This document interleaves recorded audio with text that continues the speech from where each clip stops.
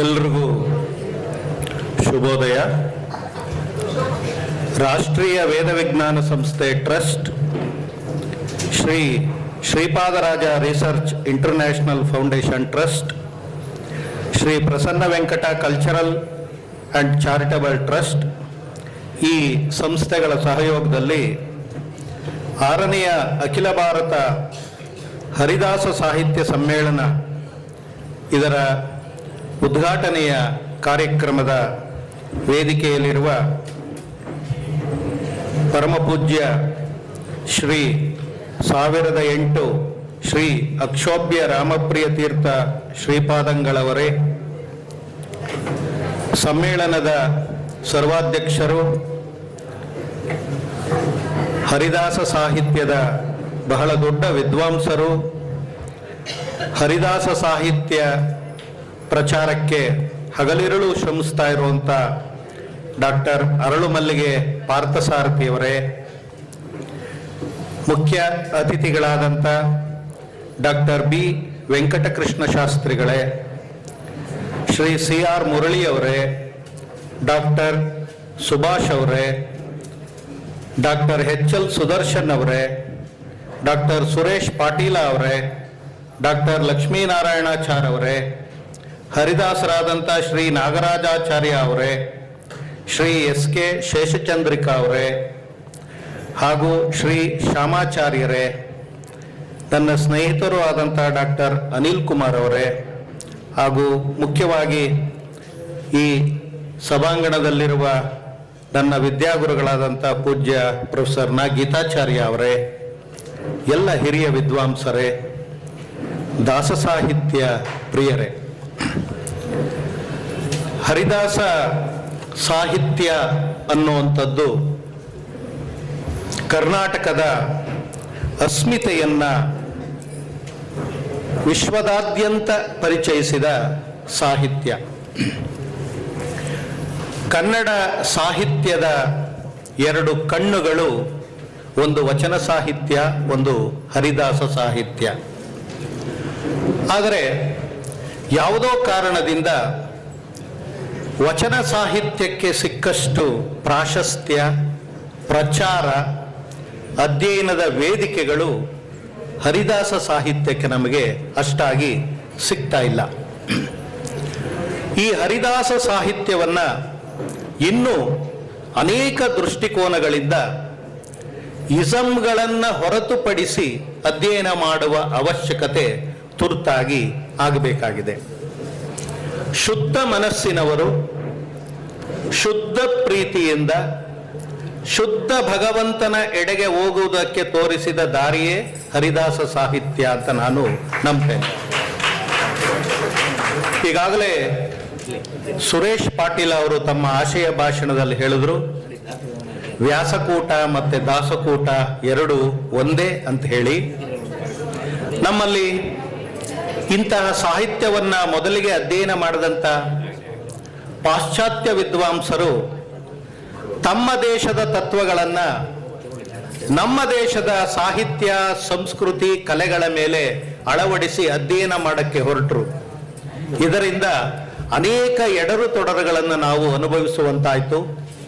ಇನ್ನು ಮುಂದಾದರೂ ಆ ರೀತಿಯ ಬೇರೆ ಅನ್ಯ ಜ್ಞಾನ ಶಿಸ್ತುಗಳು ಏನು ನಮ್ಮ ಭಾರತ ದೇಶದ ಏಕತೆಯಲ್ಲಿ ಸಮಗ್ರತೆ ಅಂತ ನಾವೇನು ಗುರುತಿಸ್ತೀವಿ, ಆ ರೀತಿಯ ಒಂದು ದೃಷ್ಟಿಕೋನದಿಂದ ಹರಿದಾಸ ಸಾಹಿತ್ಯವನ್ನು ನಾವೆಲ್ಲ ಅಪ್ಪಿಕೊಳ್ಳಬೇಕಾಗಿದೆ.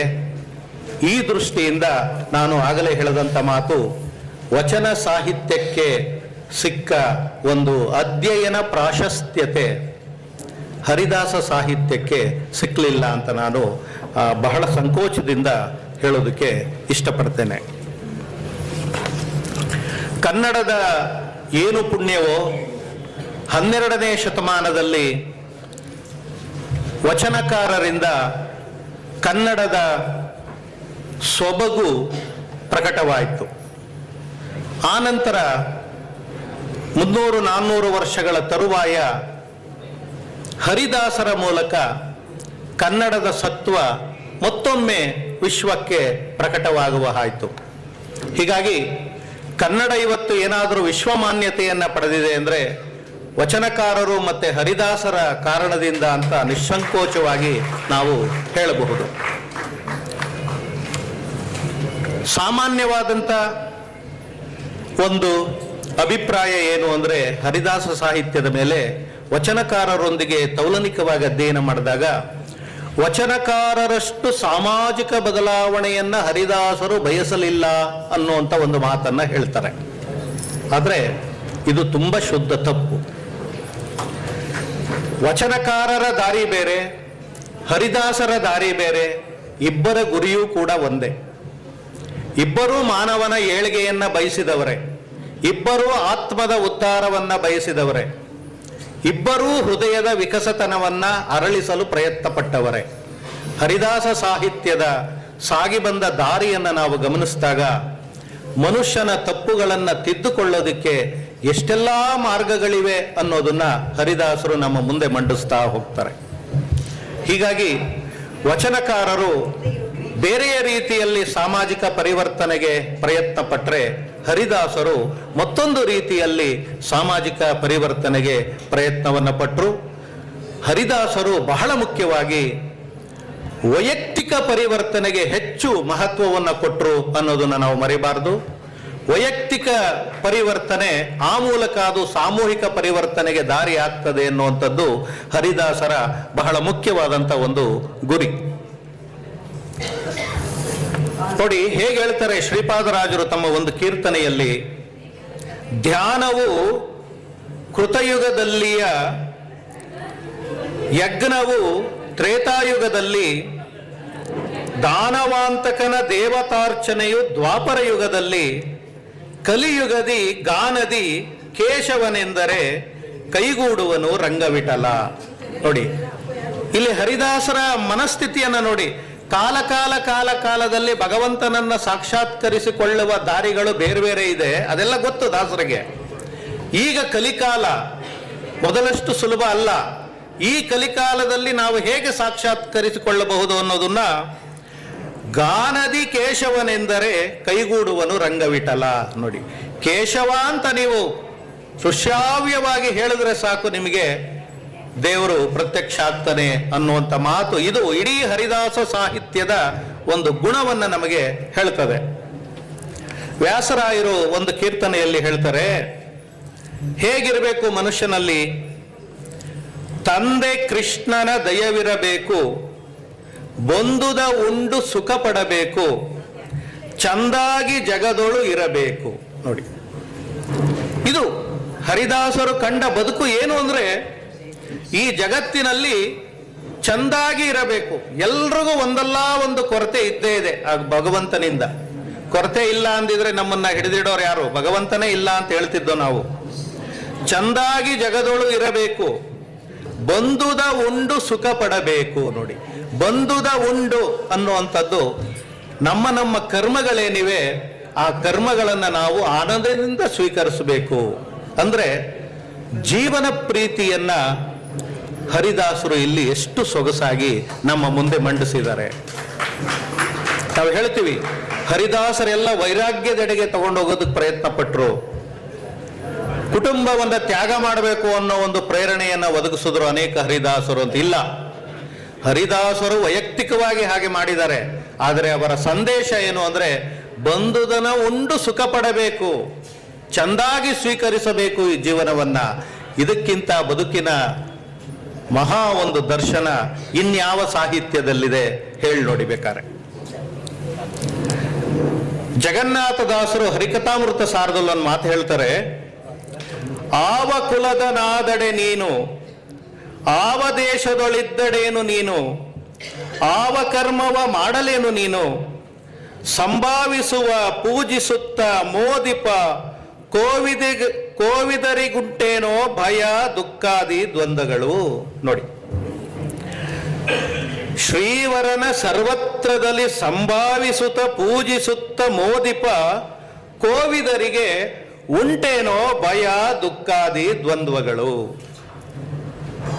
ಎಷ್ಟು ನಿಷ್ಕಲ್ಮಶವಾದಂಥ ಪ್ರೀತಿಯನ್ನ ಹರಿದಾಸರು ಇಲ್ಲಿ ನಮಗೆ ಬೋಧಿಸಿದ್ದಾರೆ. ಹೀಗಾಗಿ ಇಂಥ ಅಂಶಗಳ ಕಡೆಗೆ ನಾವು ಹರಿದಾಸ ಸಾಹಿತ್ಯದ ಮಹತ್ವ ಅಡಗಿರೋದನ್ನು ನಾವು ಪ್ರಪಂಚಕ್ಕೆ ತೋರಿಸಬೇಕಾಗಿದೆ. ನೋಡಿ, ಇನ್ನು ವಾದಿರಾಜರ ಒಂದು ಕೀರ್ತನೆ ಅಂತೂ ನನಗೆ ಅತ್ಯದ್ಭುತವಾದ, ನಾನು ಮೆಚ್ಚಿದಂಥ ಒಂದು ಕೀರ್ತನೆ. ಮೊಲೆಯುಂಬ ಹಸುಗೂಸು ಮಾತನಾಡಿ ತನ್ನ ಮನದ ಅಭಿಷ್ಟವ ಪೇಳುವುದೇ, ಚೀರಿ ಅಳುವುದೈಸೆ ಅದನರಿತು ಅದರ ತಾಯಿ ಅಪ್ಪಿ ಮುತ್ತಾಡಿಸುತ್ತ ಬಳಲಿಕೆ ಪೋಪಂತೆ ನಸು ಬಿಸಿ ಹಾಲನು ಬಾ ಎಂದು ಕುಡಿಸುವಳು, ಸಿರಿಲಲನೆಯರ ಅರಸ ನಮ್ಮ ಈ ಪರಿಯಲ್ಲಿ ನೀನು ಲಾಲಿಸಿ ಸಲಹಬೇಕಯ್ಯ. ನೋಡಿ ಹೇಗೆ, ಎಂತ ಅದ್ಭುತವಾದ ಮನಸ್ಸು ಇಲ್ಲಿ. ಆಗತಾ ಎಳೆ ಮಗು ನನಗೆ ಹಾಲು ಕುಡಿಸು ಅಂತ ಹೇಳೋ ಶಕ್ತಿ ಇರೋದಿಲ್ಲ. ಅದು ತನ್ನ ಹಸಿವನ್ನ ಹೇಗೆ ವ್ಯಕ್ತಪಡಿಸುತ್ತೆ? ಚೀರಿ ಅಳುತ್ತೆ. ಆಗ ತಾಯಿ ಏನ್ ಮಾಡ್ತಾಳೆ? ಏನೇ ಕೆಲಸ ಮಾಡ್ತಾ ಇದ್ರು ಬಿಟ್ಟು ಓಡ್ ಬಂದು ಮಗುನ ಅಪ್ಪಿ ಮುದ್ದಾಡುತ್ತಾ ಅದಕ್ಕೆ ಸ್ವಲ್ಪ ಉಗುರು ಬೆಚ್ಚಗಿನ ಹಾಲನ್ನ ಕುಡಿಸಿ ಸಂತೈಸ್ತಾಳೆ. ಹಾಗೆ ನೀನು ಭಗವಂತ ನನ್ನನ್ನು ನೀನು ಸಂತೈಸ್ಬೇಕು. ನನಗೆ ಯಾವ ಜ್ಞಾನವೂ ಇಲ್ಲ, ಇಲ್ಲಿ ಹಸುಗೂಸು ಅನ್ನೋದು ಯಾವ ಜ್ಞಾನವೂ ಇಲ್ಲ, ನಾನು ಮುಗ್ಧ, ನೀನು ನನಗೆ ದಾರಿ ತೋರಿಸ್ಬೇಕು ಜೀವನಕ್ಕೆ ಅನ್ನೋ ಮಾತು ಎಷ್ಟು ಸೊಗಸಾಗಿದೆ ಅನ್ನೋದನ್ನು ನಾವು ಗಮನಿಸ್ಬೇಕು. ಹಾಗೆ ನೋಡಿ, ಇನ್ನೊಂದು ಕೀರ್ತನೆ ಇದೆ. ಧವಳ ಗಂಗೆಯ ಗಂಗಾಧರ ಮಹಾಲಿಂಗ ಮಾಧವನ ತೋರಿಸಯ್ಯ ಗುರು ಕುಲೋತ್ತುಂಗ, ಗುರುವೆಂಬೆ ನಿನ್ನ ಇನ್ನಾದರೂ ಹರಿಯ ತೋರೋ ಮುಕ್ಕಣ್ಣ. ನೋಡಿ, ಇಲ್ಲಿ ಹರಿಹರ ಭೇದ ಹೇಗಿಲ್ಲ ದಾಸರಿಗೆ ಎನ್ನುವಂಥದ್ದು ಈ ಕೀರ್ತನೆಯಲ್ಲಿ ನಮಗೆ ವ್ಯಕ್ತವಾಗ್ತದೆ. ಎಲ್ಲ ವೈಷ್ಣವ ಪರವಾದ್ದು ಅಂತ ಹೇಳ್ತೀವಿ, ಅದು ಸಹಜ. ಆದರೆ ಅದನ್ನು ಮೀರಿಯೂ ಅವರು ಹೇಗೆ ಹರಿಹರಾದಿಗಳನ್ನ ಇಬ್ಬರನ್ನು ಕೂಡ ಸಮಾನವಾಗಿ ಕಂಡಿದ್ದಾರೆ ಅನ್ನೋದಕ್ಕೆ ಈ ಕೀರ್ತನೆ ನಮಗೆ ಬಹಳ ದೊಡ್ಡ ಉದಾಹರಣೆಯಾಗಿ ನಮಗೆ ಕಂಡು ಬರ್ತದೆ. ಹೀಗಾಗಿ ಇನ್ನು ಮುಂದೆ ಆದರೂ ಪೂರ್ವವಾದಂಥ ಒಂದು ಪೂರ್ವಾಗ್ರಹ ಪೀಡಿತ ಮನಸ್ಸಿನಿಂದ ಹರಿದಾಸ ಸಾಹಿತ್ಯವನ್ನ ನೋಡುವ ಬದಲು ಶುದ್ಧ ಮನಸ್ಸಿನಿಂದ ನೋಡೋಣ. ಆಗ ಶುದ್ಧ ಹರಿದಾಸ ಸಾಹಿತ್ಯ ನಮ್ಮ ಕಣ್ಣೆದುರಿಗೆ ವಿಶ್ವವನ್ನೇ ತೋರಿಸುವ, ನಮ್ಮ ಬದುಕನ್ನ ಹಸನುಗೊಳಿಸುವ ದಾರಿಯನ್ನ ನಮಗೆ ತೋರಿಸ್ತದೆ ಅಂತ ಹೇಳ್ತಾ, ಈಗಾಗಲೇ ಸುರೇಶ್ ಪಾಟೀಲ್ ಅವರು ಹೇಳಿದ್ರು, ಹಂಪಿ ಹರಿದಾಸ ಸಾಹಿತ್ಯದ ನೆಲೆಬೀಡು ಅಂತ. ನಿಜ, ಹರಿ ಕುಣಿದ ನಮ್ಮ ಹರಿ ಕುಣಿದ, ಹಂಪಿಯ ಬಂಡೆಗಳ ಮೇಲೆಲ್ಲ ಕುಣಿದ ಅನ್ನೋ ಹಾಗೆ ಆ ಹಂಪಿಯ ದೊಡ್ಡ ದೊಡ್ಡ ಬಂಡೆಗಳನ್ನ ನೋಡ್ತಾ ಇದ್ರೆ ಅಲ್ಲೆಲ್ಲ ಹರಿದಾಸರು ಕುಣಿದಾಡಿದಾರೇನೋ ಅಂತ ಅನ್ಸುತ್ತೆ. ಅಲ್ಲಿ ಹರಿವ ತುಂಗಭದ್ರಾ ನದಿಯ ನೀರಿನ ಜಳ ಕಲರವದಲ್ಲೂ ಕೂಡ ಕೀರ್ತನೆಗಳು ವ್ಯಕ್ತ ಆಗ್ತಾ ಇವೆಯೇನೋ ಅಂತ ಅನ್ಸುತ್ತೆ.